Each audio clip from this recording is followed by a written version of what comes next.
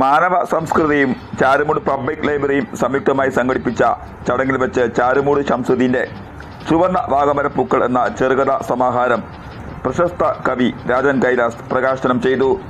മുൻ വള്ളികുന്നം ഗ്രാമപഞ്ചായത്ത് president B Rajalakshmi പുസ്തകം ഏറ്റുവാങ്ങി.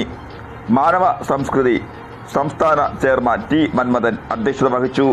ചുനക്കര ജനാർദ്ദനൻ നായർ, ചാരുമൂട് രാധാകൃഷ്ണൻ, താമരക്കുളം ഗ്രാമപഞ്ചായത്ത് president G Venu, G Hariprakash, Shoukath Kottukkal, Nazeer Sidar, P B Harikumar, Novel Raj, Suresh Kripa, Prabha Vallikunnam തുടങ്ങിയവർ ചടങ്ങിൽ പങ്കെടുത്തു.